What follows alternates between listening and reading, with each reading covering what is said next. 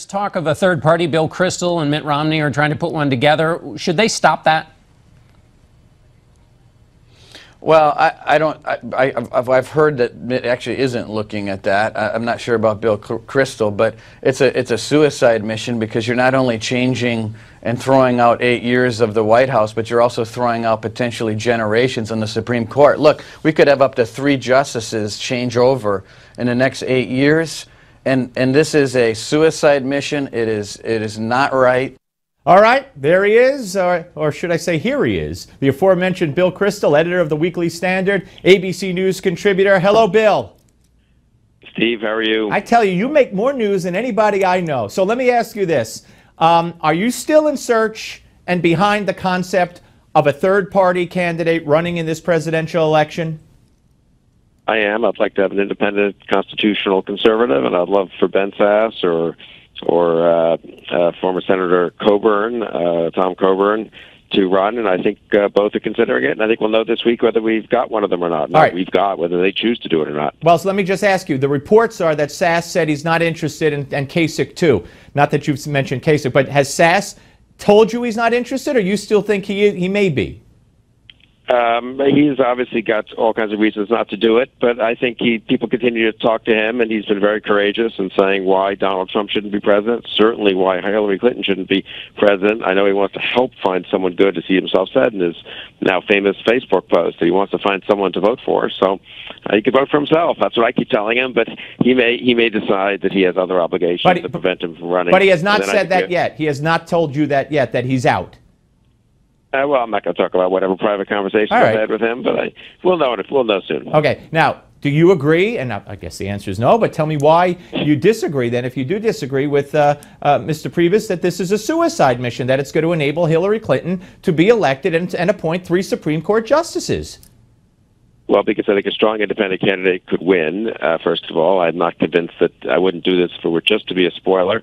But look, if you don't think Donald Trump should be president, you don't think Hillary Clinton should be president, what am I supposed to do? I mean, yes, I think the strongest argument for reconciling to Trump, and I have a lot of good friends who have done so or are doing so, is he'd probably be a somewhat reliable Republican on something like Supreme Court appointments. So, I mean, God knows there's no history with him having a jot of concern about the Constitution or limited government or any big constitutional issues. His sister, who he's praised, of course, is an extremely liberal judge in New York. So, anyway, but let's assume that he would be better than Hillary Clinton. That's a very low bar on Supreme Court appointments. But he would be a very dangerous commander-in-chief, in my opinion.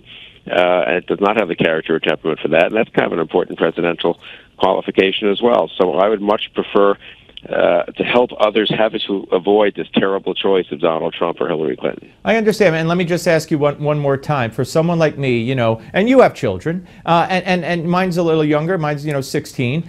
I just can't see him growing up after a Supreme Court limits the First Amendment. You can't say this about Muslims. You can't do this. You can't do that. There'll be no Second Amendment. You'll have affirmative action in full force. You'll have abortion on demand forever. I mean, that's how it'll be for 45 years. Isn't this just, whoever it is, isn't this just going to be another Ross Perot with the Clinton winning with 40% of the vote? No, it could be a Ross Perot with... Trump could end up being Ross Perot, and the independent Republican could win with 42% of the vote, first of all. Look, the Supreme Court's important. On the other hand, let's be honest. Do you think the Trump appointees are going to overturn Roe v. Wade?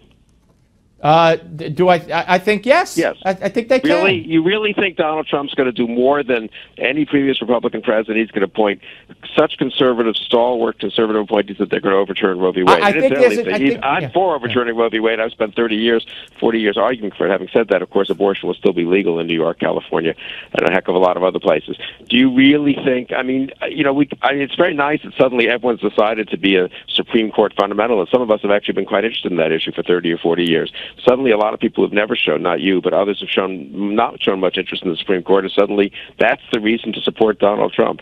Because, Donald Trump's given a lot of thought to Supreme Court appointments. Is that really our position? Who would it be his top advisor? Chris Christie? Are you happy with Chris Christie? No, I am not happy with Chris. I hope he's one of the... that's going to be his top advisor, right? Who's going to be his top advisor on these issues? Well, I hope it's not. I hope Christie's on the unindicted co-conspirator list, and they have to drop him. I tell you the truth. All right, let's move on.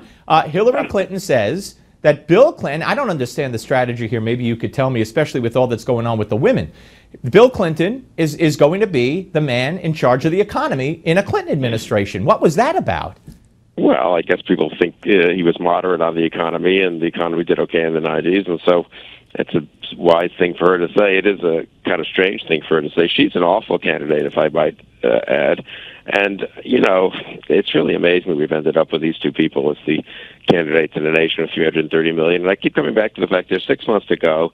Let's not assume that it needs to be those two. I think both of them could collapse. A strong independent could beat both of them. I really believe that. All right, one more. What'd you think about the New York Times story on Donald Trump? I mean, I just find the irony amazing.